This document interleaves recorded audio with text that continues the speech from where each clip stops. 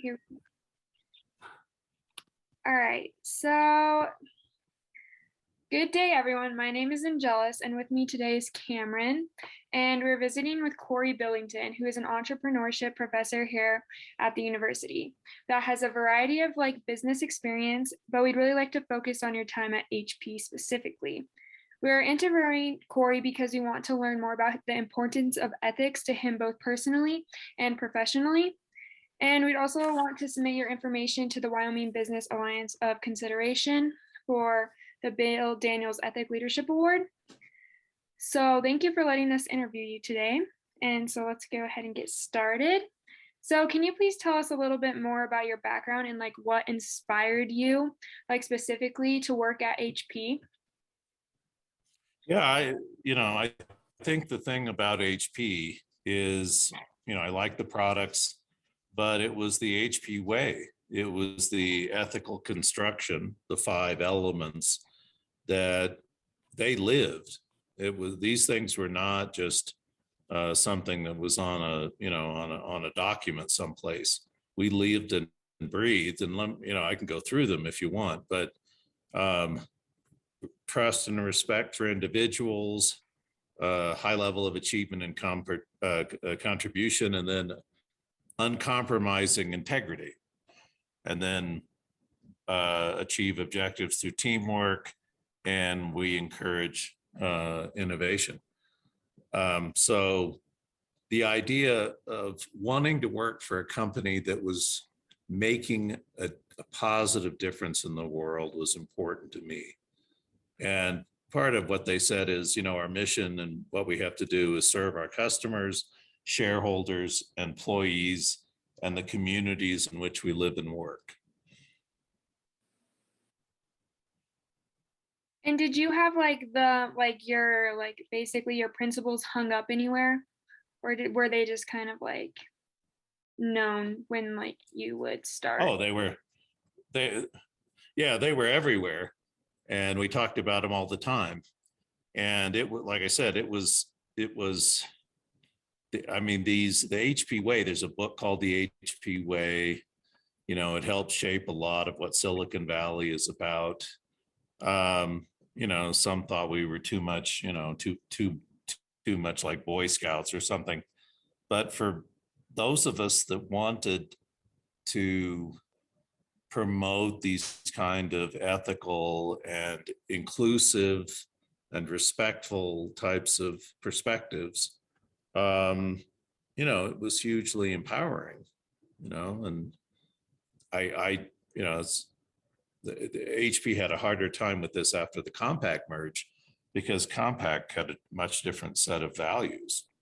Now, I'm happy to say that I think the healthy values, from my perspective, ended up winning out, but it took a few years. Good, that's awesome. Awesome, thank you. So to continue here, our second question was asking about the Daniels Fund Ethics Initiative principles, which I think we sent those to you before this meeting, but as a reminder, the principles are integrity, trust, accountability, transparency, fairness, respect, rule of law, and viability. Mm-hmm. So I believe you just answered how we were going to ask about did HP have a company-wide code of ethics? So you just answered that. So I'll just go on to the next question. It's also asked about the Daniels Fund Ethics Initiative principles. And this is asking about how HP developed a culture of doing the right thing. So how is that, and how did they develop that over time? I think this came from Bill and Dave. I'm sure it did. They developed things like, and part of how you get indoctrinated is people tell stories in the culture, right? Like one of the things they did is you call people by their first name, so it's Bill and Dave. It's not Mr. Packard and Mr. Hewlett. And the idea of flex time, management by objectives. So you can show up when you and your teammates want to show up to work. You don't have to come in on a fixed schedule. Another one is trust. So here's the story as it was embedded and taught to me is every site had an R&D activity at the beginning, and there was a lab stock. It's a room with, lots of equipment so that mechanical engineers could tinker with stuff. But there's a room with $1 million worth of stuff in it. And they used to lock it. And then Dave and company were working on a project one weekend, and the door was locked. So they broke it down and they put a sign up that said, "Never lock this door again." And so the thing is the door was open. Okay, you want to steal. But the point, you'll catch you eventually. But we would rather trust you and give you the resources you need to do your job well than to presume that you're weak and evil and that you'll steal from us and we have to control you. Okay. Now, I had this personally in my organization as head of procurement. Do we give everybody, all department secretaries, company credit cards? And we decided to. So we gave them all credit cards. They were unlimited. Buy whatever you want.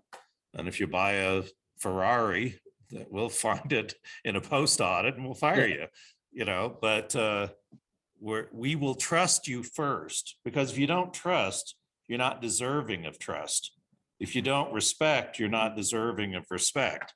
And so and then they also had, you pay once, you increase somebody's pay, not on the potential of performance, but on what they've really done. And, I remember another, I don't know if these stories help you, but I remember another story where this is when Lou Platt was our president. I was in with all the group heads, and we were working on, can we get rid of lead in our projects? And I said, I was also head of engineering. And I said, yeah, we can work on that, but it's going to cost, even 10, 15 million bucks just to do the analysis. Yeah. And everybody was, oh, that's a lot of money. And Lou stops and he says, hey, if we don't do it, who will? Yeah. So that was the end of the resistance, right? Anyway. Right. So. Very cool. I like that. Yeah. Yeah, that's very cool. That's awesome. All right. So to go further in, Bill Daniels, oh my goodness, Bill Daniels was the founder of the Daniels Fund, and Mr. Daniels believed integrity and unwavering commitment to ethical behavior provided the ultimate business advantage. Do you think he was right with that, or what do you think? Oh, absolutely. I think that's absolutely true. Basically, and I mentioned this in class, you have a choice of creating a culture of achievement where people want to achieve something bigger than themselves, or a culture of fear where you have a bunch of mercenaries and they're only there because you're paying them. Yeah. And in which case they'll screw one another, and you waste all this energy and human potential based on integrity. Now, as head of procurement, I had to deal with suppliers in places where I had to be careful not to be an imperialist. So you can get married in Sri Lanka at 14. So should we say you can't hire anybody until they're 18? Okay. And so the rule of thumb for what uncompromising integrity is, so first we follow all laws, local and global. Next, if you do something that it was on the cover of the New York Times, if it would hurt the reputation of HP, then we will fire you. Mm-hmm. Okay. And so it's I had an issue in Shenzhen where there was a report that people were working 90, 100 hours a week, and are we abusing them? And I went there and they said, well, Corey, you should talk to the workers. I said, you're right, I'm talking to the workers. And I went in there and they reamed me. I got to tell you. So there's all these women there. And I said, I don't, aren't you working too much? And one gal says, look, I'm here I'm going to work as full time until I get my dowry. Then I'm going back to my village and I'm getting married. And if you make me work less than I want to work, I'm delaying going home to my family for longer. It's like, okay, I get it. So I just said, all right, it's legal for what you can do. There are limits. So I put like 80 hours. But if you sign a thing saying I know and I want to do it and I double check it and, all these things, get a doctor's note kind of thing, then it's like, okay. But, we have to be careful about being what we in the West, rich people, have a certain view about what is right for ethics. So those are the principles we put in place. You follow local law, you follow global law, you create no questionable things, right? Which is the New York Times test. And then you respect people to find their own way to the degree possible. Because as humans, we have lots of inconsistencies. We want people to have the same, we want people that work harder to have more, right? Well, you can't be the same and have more at the same time. Anyway, but with the right, understanding, code of conducts, and everybody policed it all the time. Very cool. Very good. So our next question, when it came to hiring at HP, how important is character, and how did you evaluate employees? I mean, character is more important than what you know or how smart you are. Right. So if somebody didn't want to, if you will, drink the Kool-Aid, then they weren't a fit. They wouldn't be happy, and we wouldn't be happy with them. Mm-hmm. So,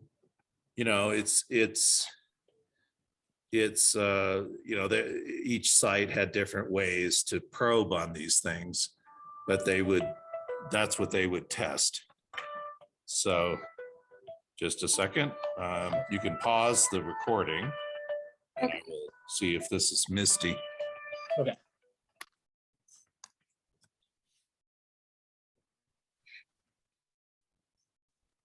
So for our next question,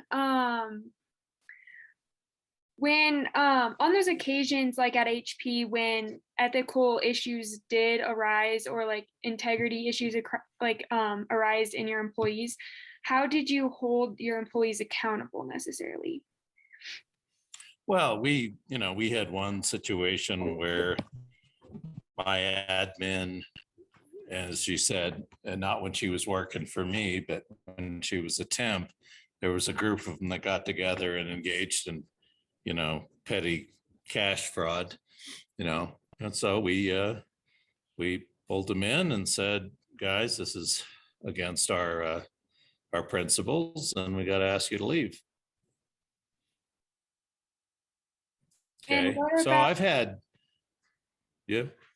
And what about like the issues that weren't so like such a big issue like that? What about like the smaller issues? How did you handle those? So usually these things would, it's like the naming and shaming kind of thing. Mm-hmm. We would talk to people and usually we would just we wouldn't use authority. Their group would take care of it. So, and somebody's work group would usually be far tougher on people than I would be. So, and because remember, common objectives through teamwork and being innovative, if you achieve those things, you got pay bonuses and stock options and stuff. And if you didn't follow the norms well, you hurt everybody's performance. And there are some people that were like, I'm not okay with that. And so employees will be far harsher with each other than management would be. That's really cool, like holding like each other accountable in your group. Yeah, because remember, we're all we all bought the Kool-Aid to a greater or lesser degree. So if somebody in my work group was behaving in an unethical way or interfering with team productivity or something like that, I was gonna talk to him about it. Right? I would go to management and say, "Oh, you gotta scold Bob." No way. It's like, Bob, you're creeping me out. This is upsetting to me because your behaviors also reflect on me, and I'm not okay with this. Mhm. Now, there are times where there are things that you don't want to be involved in that we would outsource. So like to Hong Kong for a while, you had to pay bribes. Well, we weren't to move the goods for us, and I wouldn't ask. But I tell them, if I find out you're doing this, I'm going to fire you. So I know everybody has to do it. It's, standard, but I can't find out about it. So sometimes you'd have to deliberately just say, look, I'm leaving. Don't talk to me about it. I know you got to move this goods and there's informal channels, but make sure I don't want to hear about it. So that would be as far as I would go, because sometimes you just, there's just certain standards that would be common in certain places that that you wouldn't, that certainly for suppliers you would. I would tolerate insofar as what they might do, as long as I wasn't aware of it.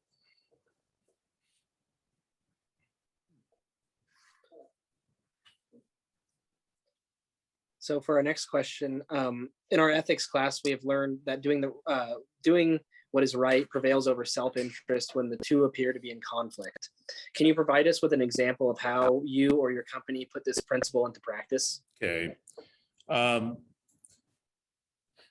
We did a pretty careful analysis at one point. My engineering group did, and they showed that because we gave employment security, we didn't give job security, we gave employment security. So if your job disappeared, we would find you another job, and if you didn't want to take that, then we would give you a severance package. How they universally work below market.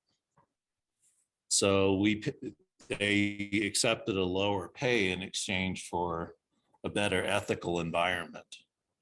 Mm-hmm. So for people that want to be involved in something bigger than themselves that makes the world a better place, they'll accept lower pay. That's why, people in NGOs, if you work for the Red Cross, you're gonna take a lower pay than if you worked at the same job for a, private equity company. Interesting. I hope that answers your question. That's yeah, that's great. Yeah, thank you. All right. I guess I'll ask the next question. So, as a former leader within HP, how did you go about building trust within your organization? to give trust. Okay. I presume you will act ethically, and I will give you the tools to do your job. So, we talked about the company credit card. Here's a company credit card, buy what you need to do your job. And we'll audit it every month. And if you've violated our principles, if it's a little bit, we'll warn you. If it's a lot, we'll fire you. And if you do it again, we'll definitely fire you. So, I definitely and strongly believe that trust begets trust. And lack of trust begets lack of trust. So if you have to ask permission all the time to do your job, I'm clearly saying I don't trust you. And that's just So yeah, sure. You could steal from us, no problem. It's very easy, but we will probably catch you. But even if we don't catch you, what I lose is small compared to what I gain in terms of morale, motivation, the idea of giving people the resources they need and get out of their way and let them delight you rather than controlling people.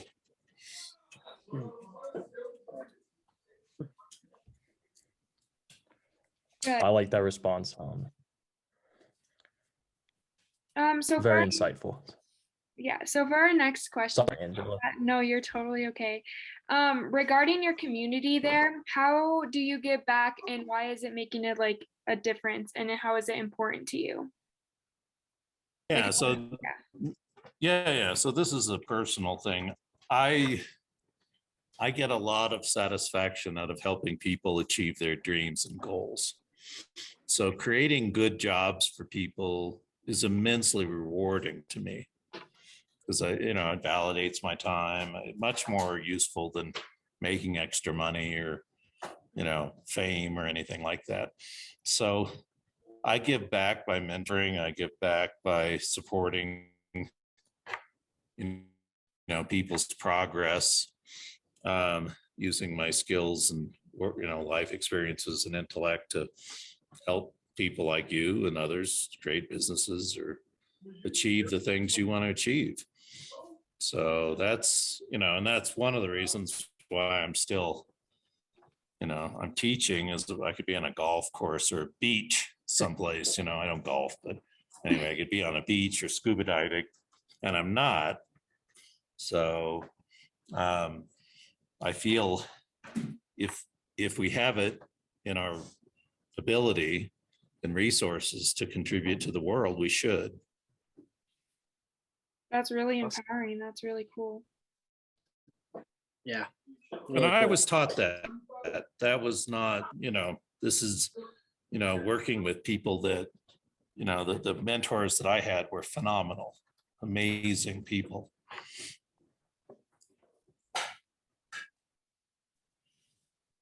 Awesome. All right. So in closing, I guess, thank you. We are very appreciative of your time you've shared with us today and your expertise. And to kind of close out on a final question, I guess, is there any bits of advice that you would like to share with Wyoming business ethics students? Maybe just creating a culture of achievement is one of the most important and competitive things you can do in your business. Is inspired, motivated people that want to be there will outperform a bunch of zombies or mercenaries anytime. And so I think that that it's smart, in high integrity and ethics is smart business. Okay, and so now it's hard to do because you got to walk the talk over a long enough period of time. It's much easier to smash and grab and run off and be a thief, if you will, but it's not smart. So do well by doing good and create a culture of achievement. Awesome. All right. Thank you. Yes, thank you very much. So yeah, thank you very much. We are very appreciative of your knowledge and advice for us. Good. So thanks. Good. Thanks. Thank you. Okay.